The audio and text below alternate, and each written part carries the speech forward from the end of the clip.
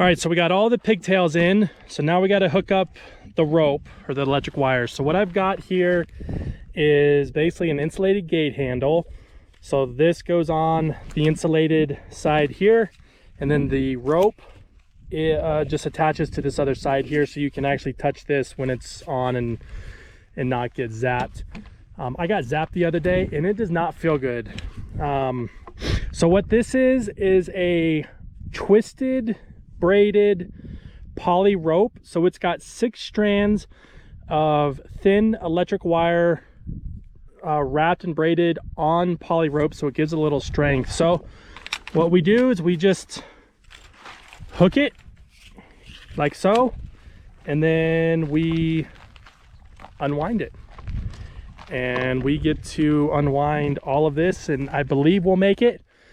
I don't know, we may have to attach or readjust as we get there. I think I said in one of the other videos that they do make the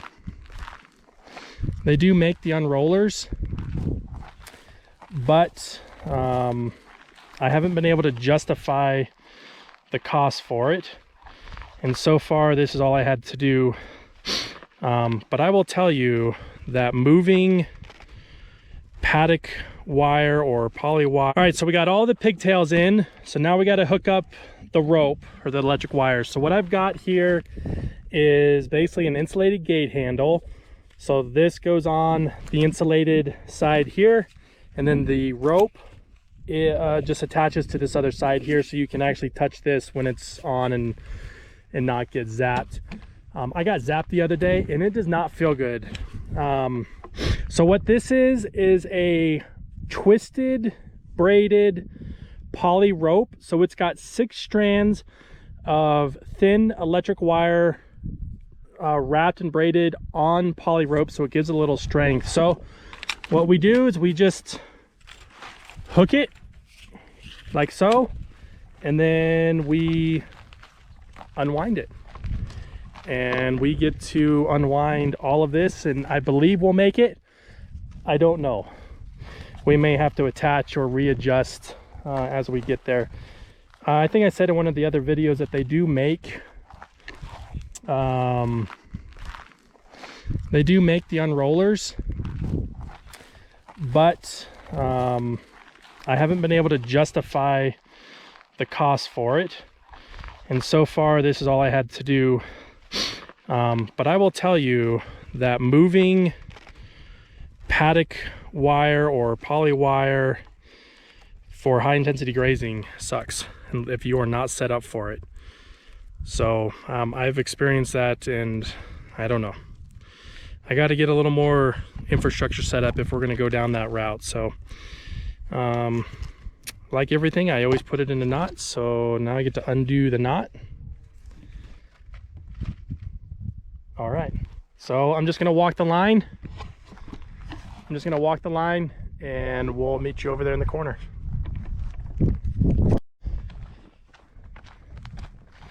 So I ran out of wire, which I figured I would, but I figured I'd talk to you guys on the way back to my four-wheeler and show you the field. So this is oats and alfalfa here. This is what we planted earlier this summer that got rained out. But overall we did pretty good with it. The alfalfa's come in pretty good. The oats came in pretty good. The oats will die off, the alfalfa will come back. I suspect next season I will look at replanting certain spots of the alfalfa, because it didn't come in as thick as it should have because it got washed out. So a couple thoughts going through my head. One, this field over here is what's going to put the weight on the calves this year. I'm not looking to put a huge amount of weight on them. I'm looking at about 150 pounds a calf is all I'm trying to do this year. And the reason for that is this group of calves is an experiment for us to see if it's viable for us to put weight on cattle in the winter in this colder environment. Colder it gets, harder it is for them to put weight on. They got to burn more calories to stay warm. So I'm not looking to get into that 750 or 800 weight range. I'm looking at getting right in the 6 to 650 range as an average for the herd. And that's estimating 1.5 pounds a day, picking up hay string. And so the field, the circle, is planted in grass and has volunteer wheat coming up. And that is going to be for my spring calves and my summer calves. So next year's calves. And so I'm not planning on putting any of these calves on that. It's at I forget the name of it, but the guy who helped me put the seed plan together said you really need about 6 months to establish the pasture. 6 months will be about February, March, somewhere in there. And so we cut about 40 days worth of hay this summer. So I got about 28 bales left, so I have somewhere between 30 and 35 days worth of stored feed. And I estimate that I've got another, maybe about another 30 days of oats and alfalfa on the field that they're about to get turned out into. So that takes me to 2 months. I've grazed them 1 week on my basically my backyard. They did okay on that. And then I've got the 4 corners of the circle, which will give me about 2 to 3 weeks worth of feed. And we're looking at a 90-day flip. I looked at my records, and it took about 75 to 90 days for the brands to peel. I cannot sell them until those brands peel. With the frost coming in and them getting a little frost on them each night, that's going to help. Moisture will help. I have noticed that on probably most of them, if not 3/4 of them, their brands have gone from a tan color, which is freshly branded, to kind of a dull color, which means it's starting to peel, and it's no different than a scab that you get when you cut yourself. So we shall see about the middle of November, those brands should be peeled.